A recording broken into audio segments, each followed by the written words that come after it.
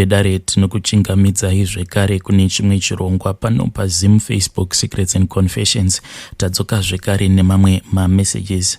Regai tibva tapinda mumamessages edu tadzoka takakubatirai message edu yekutanga ndaifowadhirawo kune avo vatinoshandidzana navo kuchakafukidza dzimba matenga, but ndangoti regedzaiwo ndiuye nayo pano so that mwanasikana uyo anokwanisawo kuwana help nekukasika. Message yake iyo akainyora akati, makadii venyu mukomanashi, ndinokumbirawo kuti munge muchiposta nyaya yangu. Inini ndiri mukadzi ane makore 22 ekuberekwa, handisati ndava nemwana asi ndine nhumbu. Ndaitawo dambudziko, ndiri kubuda zvinhu izvi zvandiri kubuda zvakaita like zvitambo izvi zvakareba zviri pazasi penhengo yangu, zvekuti dzimwe nguva zvinososona, zvekuti ndinosvika pakudziisa mvura ndobva ndatanga kugeza nayo mvura iya kuti zvimbomira kusosona, nokuti ndikakwenya zvinosara zvichirwadza. Ndinoti dzimwe nguva so ndoti ndapedza kuita weti, pandinopukuta weti iya ndinobva ndaona zviropa kuratidza kuti ndinenge ndaita kakutsemukira. Handisi kuziva kuti chii, nepazvimatama zvinososona futi, but zvinozozvimba zvekuti chero kuita bonde zvava kutonetsa mumba, nokuti tikaita ndinosara ndiine pain isingaiti pazvizheve ipapo. Pakutanga taimboti zvimwe kuda inhumbu ndiyo iri kukonzeresa kuzvimba kwezvimatama. Chava kundivhundutsa zvinhu zvandava kubuda pazasi pesikarudzi zvakareba zvekuti nawo kana ndikatobata apa zvinotosvika kuma4. Ndinokumbirawo kuti munge muchindiisirawo kune vedare. Ndatambura mukomanashi, ndakambozamawo kutsvaka rubatsiro kune vamwe vandinoziva asi handina kupindurwa nanhasi, saka ndazoonawo namba dzenyu. Ndipo pandazofunga kuti regedzai ndinge ndichikunyorerai, saka ndinofungawo kuti mungandibatsira, nokuti ndava kutyira mwana wangu uyo ari mudumbu, nokuti kuchipatara vakatesta zvese zvirwere vakati handina kana wani chirwere. Saka ndanetsekana mukoma. Ndinokumbirawo kuti munge muchizondiudzawo kana maposta. Zvakangooma hazvo veduwe, asi please ngatizamewo kutaura naye mwanasikana uyu mucomment section.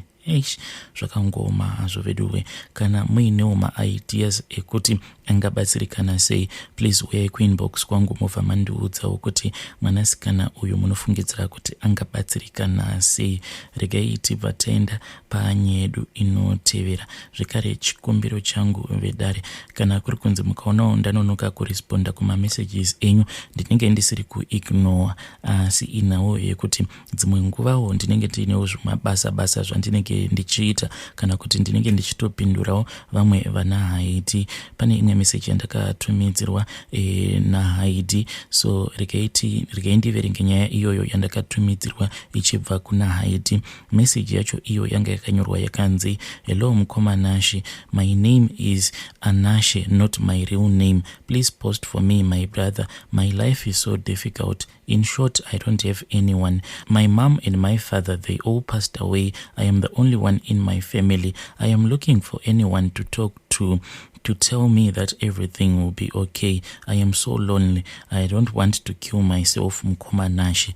Then mwanasikana uyo akabva azonditumidzira zvekare voice note iro raakanditumidzira. Regai tinzwe voice note rake iro raakanditumidzira. So nashi ndingangoti ini ndakakura ndisina that bond na mama wangu, ndisina that mother's love, ndisina that father's love, because vakarambana ndichitori nhumbu. So mama wangu vakandizvara vakamba vandiendesa kuti ndinochengetwa nagogo. Gogo vane imba kuHarare, but ivo vaigara kumusha, so ndaigara nemasisters amama wangu kuHarare. Then vanga vaine vana vavo, but kugara kwacho kwandaita kwakuri kungomanikidzira kuya. Then I still remember patakaenda kumusha for holiday. nemacousins angu. Pakati peusiku takapindirwa mumba, but ndini ndakaatakwa chete. Munhu iyeye ndinotomuziva ihama, so hapana wandakaudza, ndakanyarara. Munhu wacho achitoriko, and I'm forced to smile because even ndikataura hapana anondibhilieve. Ndakaita kuvengwa nemasisters amumu wangu to the point yekuti pane rimwe day randakarasa maearphones esister yamumu wangu. Vakandidzinga pamba, vakati usadzoke usina maearphones iwayo. Ndikadzingwa pamba nenyaya yemaearphones iwayo. Vakasvika pakundiudza kuti hausi hama yedu panapa, hama yedu ndimama vako. So mashoko ekuti even nanhasi anondirwadza. So hapana that love yekuti ndakawana ndichirarama ndichikura kusvika ndazouya kuno kuSouth Africa. Ndauya kuno kuSouth Africa ndakasvika kunogara naguku, mukadzi wehanzvadzi yamama. Ndagara nemukadzi wehanzvadzi yamama, zvinhu zvava zvakaoma, ndaisashanda. Vakasvika pakupinza zvikomba mumba, vanhu vachirara vese ndiripo. Apa ine ndaova 25, vanhu vachiita zvakadaro. Kusvika ndabuda mumba muya ndisina chandinacho, ndikatanga kunosheya nemumwe musikana. Ndasheya nemumwe musikana, zvinhu zvakasvika pakuoma because kwakusina mabasa. Yanga iri nguva yeCovid, tichangobva paCovid. Kusvika ndaforced kuenda kunogarawo nomumwe mukomana, but mukomana wacho mukomanashi zvinorwadza. Hey, vedare ndo voice note iro raakanditumidzira mwanasikana uyu, but anorakidza kuti akabva azoregedza kuramba achienderera mberi nekurekodha. Zvakangoma azvo vedu we, please ngatitaureiwo naye mucomment section. Regai tibva tenda panyaya yedu inotevera. Nyaya yedu inotevera yakamira sekudai so. Hanzi makadii zvenyu mukomanashi, inini ndiri mukadzi ane makore 32. Ndakaroorwa nemurume wangu. Murume uyu ane 41, then ane vana vake 3. Mumba mandakaroorwa murume wangu ndiye ega mukomana, vamwe vose vana vasikana. Iniwo in my previous marriage ndaivawo ndiine mwana wangu 1, then nemurume wangu takabva tazoitawo wedu mwana 1. Ndinoita mabasa akati siyanei, asi murume wangu anoita zvake zvekusarudza mabasa. Murume wangu mukoma, ndingangoti iye ane nungo kubva zvatakauya kuno kuSouth Africa. Mukoma murume wangu handizivi kuti mikana mingani iyo yaakasangana nayo, but murume wangu anongosarudza mabasa. Zvinhu zvinondibata nekuti kamari kose ako kandinenge ndawana, then kamari ekako ndinozokashandisawo kuti ndinge ndichizotumidzira vana vangu, nekuti vana vangu vanogarawo naamai vangu. Then zvekare murume wangu anobva azotarisira kuti ndinge ndichimubatsirawo kuti tinge tichizotumidzirawo vana vake ivavo vaakazvara neumwe mukadzi. Then pakamari ikako mukoma ndokatinozoshandisa. Zvaanoita murume wangu handizivi kuti mbanje ndo zvadzinoita here. Ndiri kutokumbirawo kuti kana mukandipostirawo kune vedare, mundibvunzirawo kune vakadzi avo vakaroorwa nevarume vanoita zvekusvuta mbanje. Mundibvunzirawo kuti mbanje kasi dzinopa hunyope neusimbe here, because murume wangu iye zvaanoita ndezvekudai so.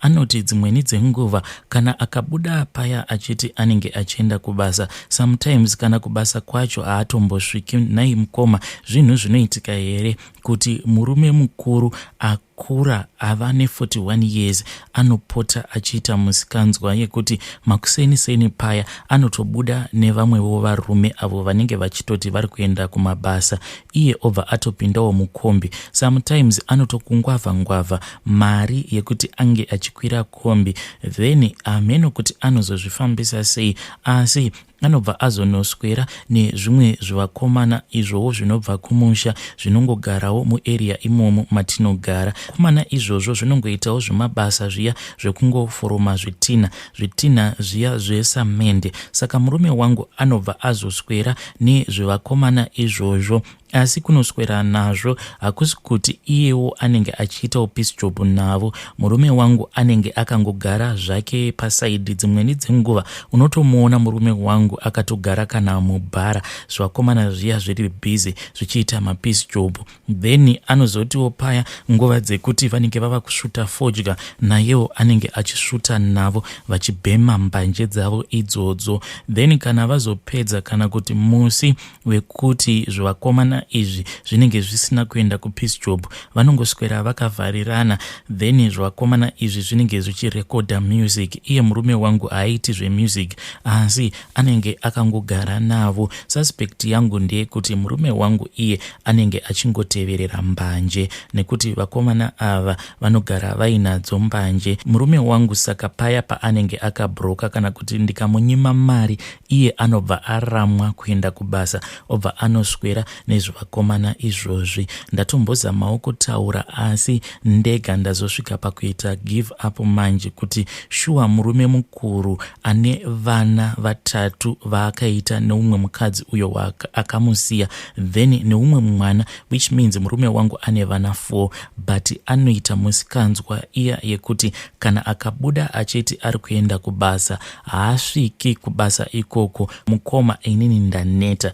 Dzimweni dzenguva murume wangu anokwanisa kuti maybe pamwedzi paya paanozopiwa mari dzake, unozotoona kuti instead yekuti anzi akashanda 20 days, sometimes murume wangu anokwanisa kubuda ne5 days chaidzo mukoma pamwedzi. Iye chake chaanongoita ndechekuti kana akangoona kuti mari yekuti tinge tichibhadhara rent kana yakwana, then kubasa haachatoendi, because kubasa kwake kwaanoshanda unobhadharwa according kumadays aunenge wakashanda. Murume wangu anoshandawo sadhaka boy pakambani iyoyo yaanoshandira. Kambani yacho ndiye murungu mukoma.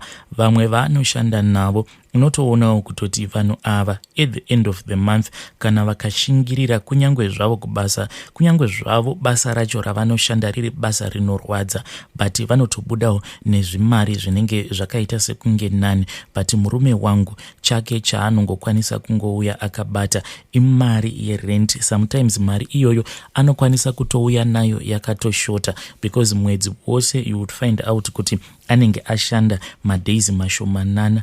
Inini ndini ndinozototanga kutoona kuti mumba macho majigiwei, ende murume wangu mari yake kana akauya nayo inenge ichingodyiwa iri muhomwe. Kana paya ukati mumba hamuna chakati, ndo paanokubvunza kuti hupfu hwacho hwauri kuda kuenda kunotenga hunomboita mari. Kana ukamuudza kuti hupfu i120 kana kuti 130, anongoburitsa 120 iyoyo, obva akupa, obva akuti endai munotenga hupfu. Kunyangwe ari madomasi anongokupa 5 rand, obva akuudza kuti pachipaza chakati chiya ndo chinowanika madomasi akachipa.